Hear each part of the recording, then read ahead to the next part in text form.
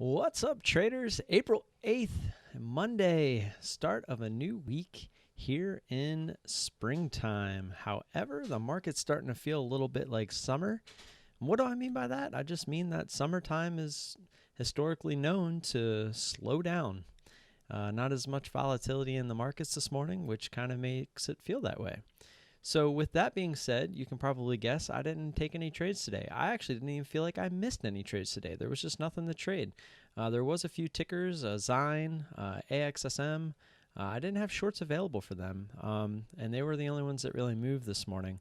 However, today we're going to go over what a hangover is, and I'm not implementing these into my trades just yet, focusing on the pop and drop and the descending triangle. However, I think it would be beneficial just to teach you guys what a hangover is, how it works, and what to look for, and just how to trade it in general. But real quick, before we get into that, I just wanted to say thank you. We are already near 100 subscribers. I can't even fathom. I thought maybe I would be somewhere around 10, 15, maybe 20 at this point in time, but maybe I'm doing something right. We are going to do, as you can see, we're at 97 on the live count. And I just want to say thank you guys so much. Hopefully that I'm helping you guys out. That's all it's here for. You know, I'm using this as a journal. But if it's helping somebody out, that's awesome. And that's kind of what it's here for. You know, I thought in the process of making this channel, it might be able to help somebody out as I progress through my journey as well.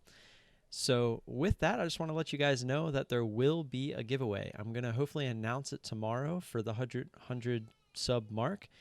And that's all there is to that for the intro. A little bit of a longer intro today, but let's get into it.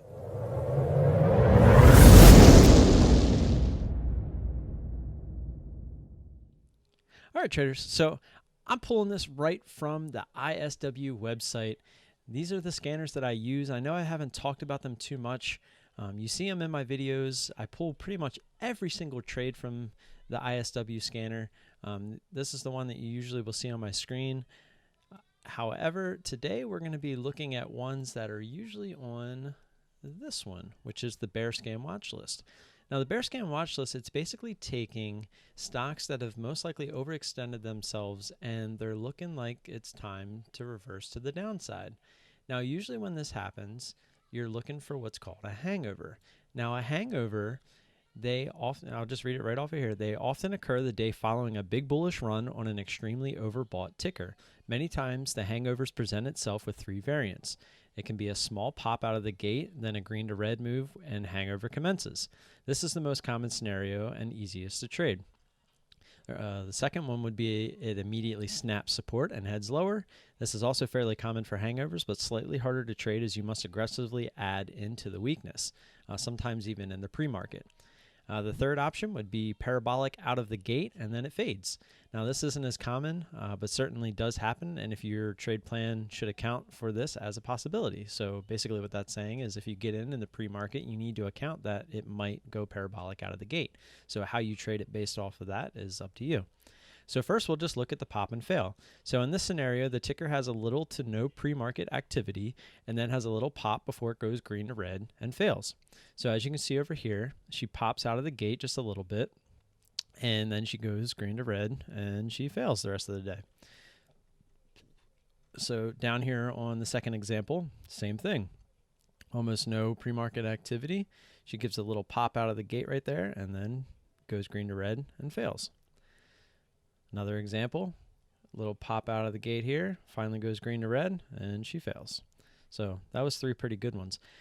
Today we had one, which I'll show you after we're done with this, which was a snaps out of the gate. So this scenario also has a little to no aftermarket or pre-market activity, or most of the aftermarket pre-market activity is lower than prior close, resulting in a gap lower. Here we see prior support quickly yielding to the influx of selling pressure, pushing the price lower.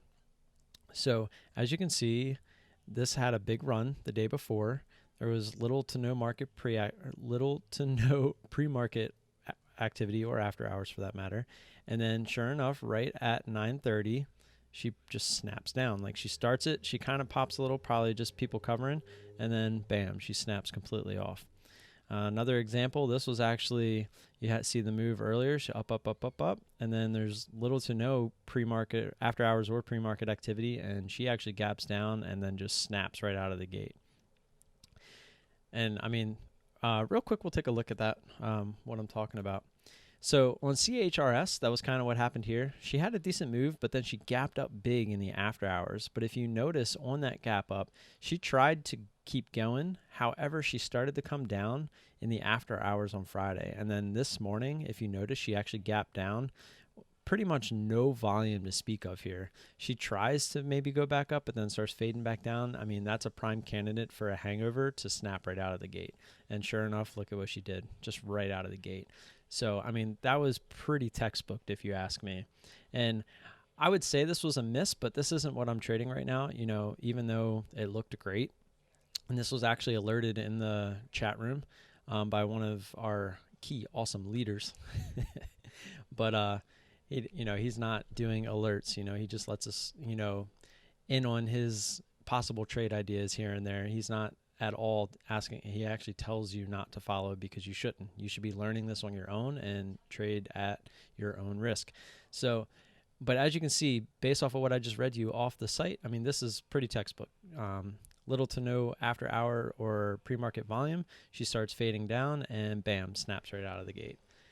So then we have our third, which is, you want more orange juice? Okay. Yeah, I'll get it. So then we have our parabolic and then fade. So this scenario is often anticipated when an overbought ticker has significant pre-market activity and gaps up. So example would be it opens above prior close, prior high day. And this scenario is best to wait for the parabolic and work a short position into the backside, descending triangle or green to red. So this is an example. So basically it had a big move and you're basically looking for it to continue. And when it does, you're looking for that overextension. And this is what we play. So this can be a hangover per se, but you know, we consider it more of a pop and drop. But in a way it is a hangover because all it's doing is kind of just popping out of the gate, which is the parabolic and then the fade. So when it comes back down to the same levels as yesterday and then she fades, that's what makes it a hangover.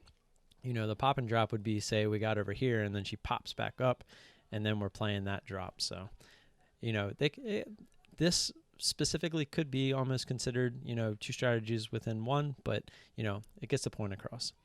But so for all hangover plays, the most significant signal is the green to red cross. Typically, risk can be set to prior high day, plus some margin, obviously, with ideal position size being maximized above the green to red, anticipating the green to red cross. In scenario 3, where it gaps up, waiting for the parabolic move is the preferred approach. Profits should always be locked in on the way. You can always add back in if it sets up again. And what that means is, say you get in a little bit early here and she comes down to the green to red, you should be locking in, you know, just in case she decides not to go green to red there and she pops all the way back up to high day. So you could take profits here. When she pops up and fails high day again, or even goes even further, you can get back in for a new position and you're already green on the trade. So that's all there is to a hangover. It's pretty simple and it's really effective. And like I said, today we had one in CHRS with the snaps right out of the gate and she faded pretty much all day. So, you know, it's up to you whether you want to hold on to your positions. You know, you should always be locking some in, as I just stated. But as you can see, she definitely could have gave you some more if you held on to some of your position. With that, guys, like and subscribe if you haven't already. Be number 100. If you're watching already, this content's only going to get better and better as we go. You know, I'm becoming more knowledgeable every single day. If you have any questions or comments, leave them down below. And if you want to participate in the giveaway for the 100 subs once we hit that, that'll be in tomorrow's video. I just got a feeling we might hit 100 subs by tomorrow. You never know. But with that, guys, I will talk to you tomorrow. Peace.